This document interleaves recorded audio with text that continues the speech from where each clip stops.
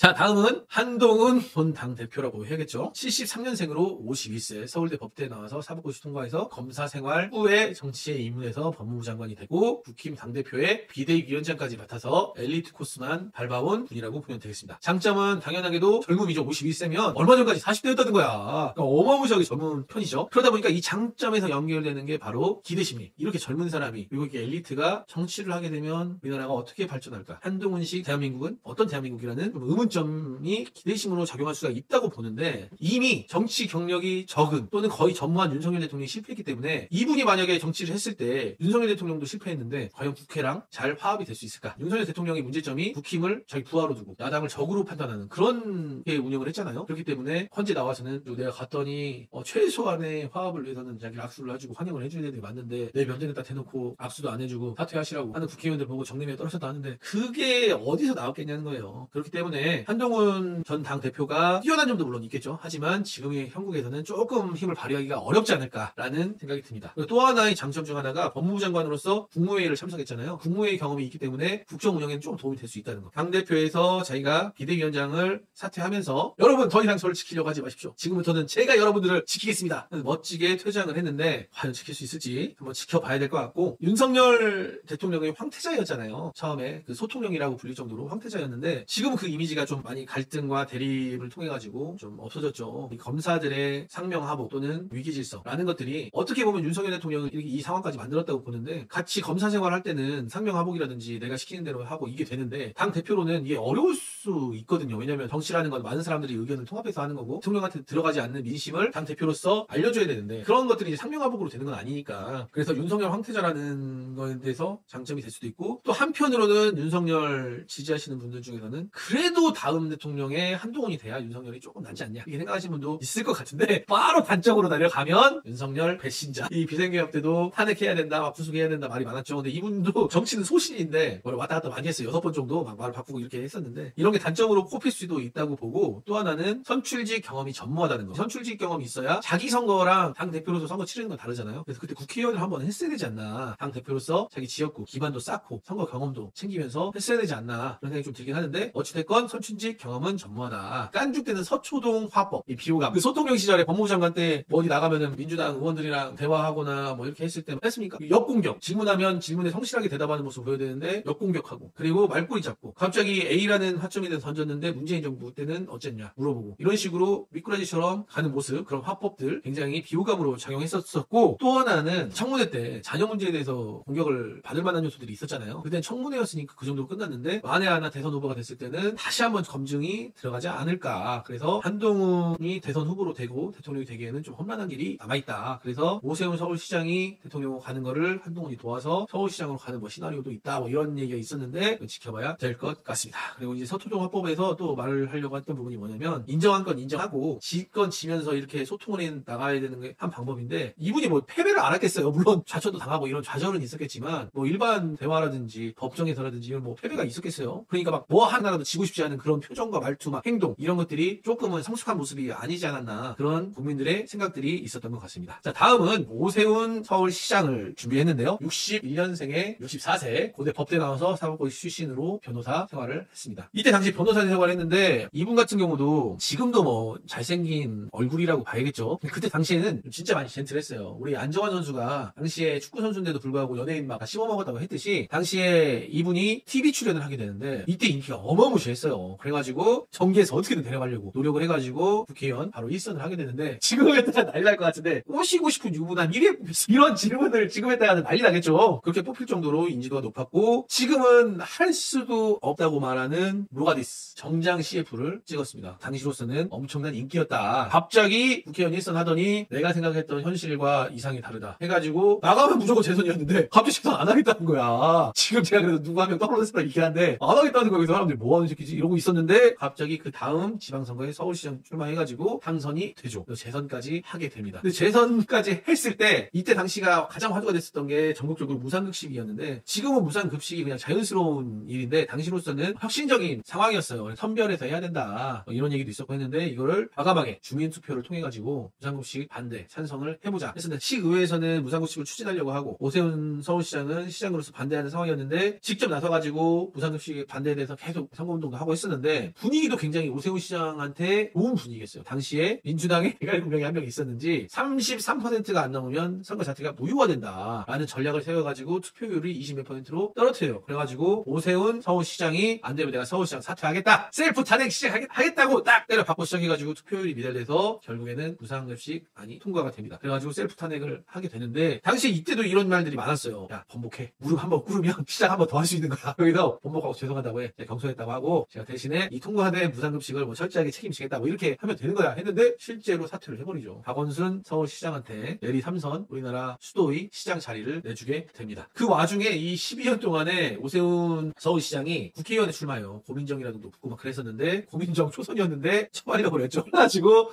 오세훈 끝났다. 오세훈 이제 더 이상 안 먹힌다. 옛날에 젊었을 때만큼의 그런 게 안 나온다 막 이런 게 있었는데 이번 서울시장 보궐선거에 당선이 되고 이후에 당선돼서 민선 최초 4선을 하게 됩니다. 자기가 한번 무상급식으로 서울 시민들한테 약속한 것을 지키기 위해서 서울시장직을 내려놨듯이 자기가 이번에 대선을 위해서 서울시장직을 또 내려놓으면 서울 시민들한테 빚을 지는 거다라는 생각 때문에 안 나간다는 얘기도 좀 있습니다. 그래가지고 장점과 단점을 좀 알아보자면 장점은 당연히 행정력하고 국회 경험이 있기 때문에 이런 점은 장점이고 서울시장은 국무회의 참석할 수 있다고 했잖아요. 그 국무회의 참석 그리고 인지도도 높다. 그리고 무엇보다도 보수로서 강력한 얘기들을 한 적이 별로 없기 때문에 보수 색채가 옅은 것은 강점이 될 수 있고 이걸 통해서 확장성도 있다고 보지만 단점은 당내 입지가 약하고 리더십, 오세훈계 뭐 이런 것들이 없잖아요. 그러다 보니까 당내 입지가 불안한 것 그리고 리더십이 좀 약하다는 게 단점이 아닌가. 서울시장직을 내려놓는 것은 서울 시민들한테 빚지는 거다. 이런 생각을 하고 있는 것 같습니다.